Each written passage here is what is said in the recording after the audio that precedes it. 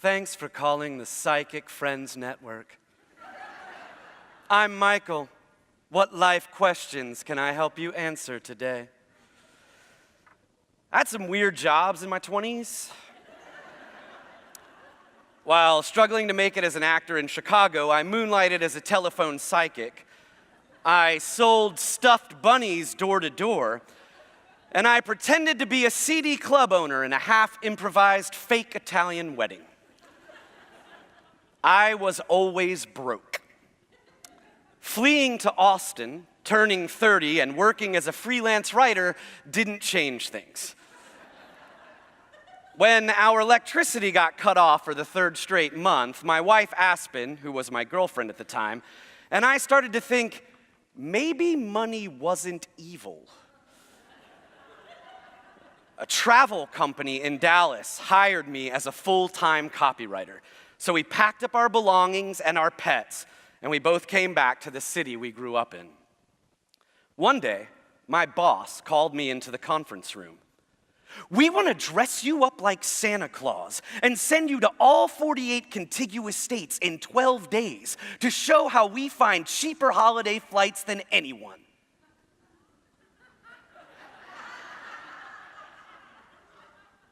What? We want to dress you up like Santa Claus and send you to all 48 contiguous states in 12 days to show how we find cheaper holiday flights than anyone. Well, Aspen and I planned to get married soon. We'd rented a house and bought things to put in that house. I had to do whatever they asked me. Also, I thought it sounded fun. I imagined all the history I'd soak in with each new city and figured I could buy Aspen a memento from every state. It would be an adventure. So I said, awesome. Our super British VP Dave chimed in. What if he were bad Santa, like Billy Bob Thornton? That's copyright infringement, I said. Grumpy Santa? And so Grumpy Santa was born. I would blog from the sky and make clever little videos, and it would be great PR for the company.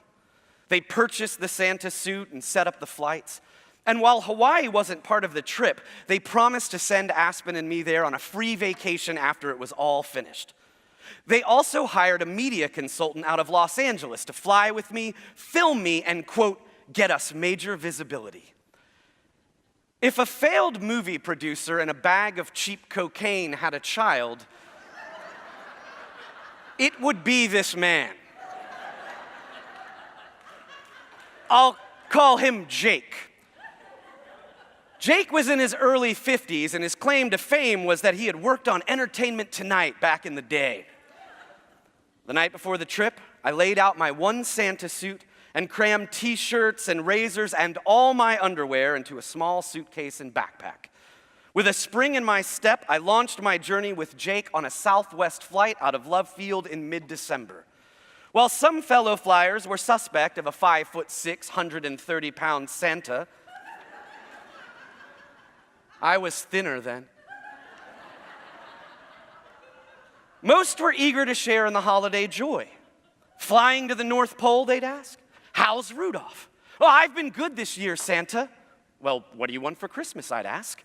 A new car and some socks. You dream big and you're practical, I like it. Finally, all that Chicago improv work was paying off. A flight attendant sat on my lap and sang Santa Baby to me. And I even got to realize my childhood dream of pushing that little cart down the aisle and handing out peanuts. There was nothing grumpy about my Santa, at first. In order to crisscross the country in 12 days, it required me to fly 25,000 miles on 66 flights. I had to take 4, 5, or 6 flights a day. Midway through the trip, I deplaned into a near-empty airport in Burlington, Vermont, sometime after 1 a.m., and it hit me. My life had become nothing but gates and flights. There was no time to measure the crack in the Liberty Bell in Philadelphia or stroll through Vanderbilt mansions in Rhode Island. Getting Aspen a memento from every state turned into snagging her a magnet from different versions of the same gift shop in each airport.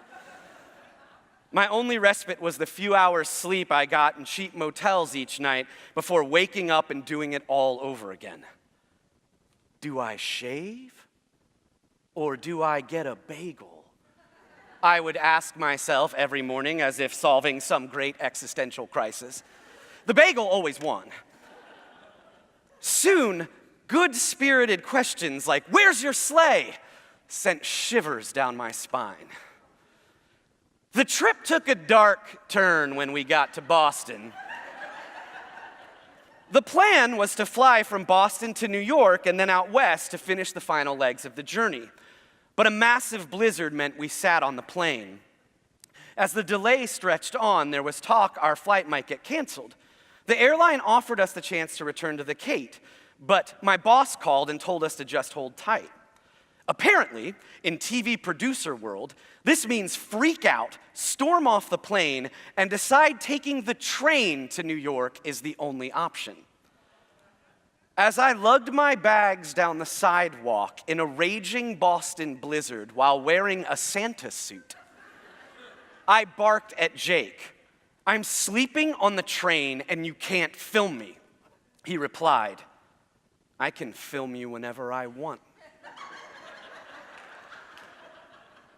Staring through ice-covered eyelids at Jake, I thought back to my kung fu training. I'm going to grab his right wrist with my right hand, brace his elbow with my left, snap his arm down until it breaks, and then run. I didn't do it. Instead, I refused to talk to him until we boarded the train when I said, "Boss just called, the flight took off. It lands in New York in about an hour." After a 6.5-hour train ride over icy tracks, we too arrived in New York. By the time I landed in Montana, I was so sick from sleep deprivation and constant pressure changes, I got off the plane and went straight to the hospital. "You're crazy," the doctor said after I told him what I'd been doing. "No job's worth that. You have a severe respiratory infection and your right eardrum might burst. Take these antibiotics and some Vicodin." Suddenly, I felt great. When my boss and our sales guy joined us for a night off in Vegas, I hopped on the back of a motorcycle in my Santa suit, while the 6'4" sales guy donned a full elf costume and drove us down the strip.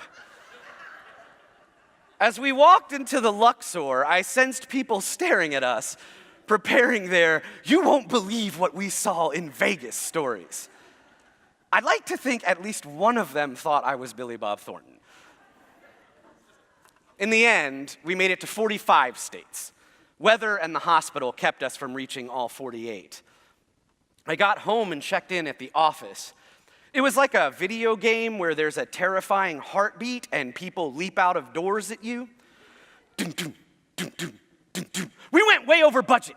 Dum, dum, dum, dum, dum, dum. Jake's contacts were a lie. Dum, dum, dum, dum, dum, dum. Nobody watched your videos. Dum, dum, dum, dum, dum, dum. We can't afford to send you and Aspen to Hawaii. But here's a photo of you in your Santa suit and a map of your trip. Later, Aspen and I stared at the photo of me in my sweat-covered suit. "I thought this job would be different," I said. Aspen said, "You're always going to be a dancing monkey doing whatever ridiculous thing someone in charge tells you to do. You're miserable. Do something else with your life. Go back to school." Well, since grad school, I have spent time making theater and teaching college kids, and I love it. I still might be a dancing monkey, but the dances are well choreographed. And that is the one thing that Grumpy Santa taught me.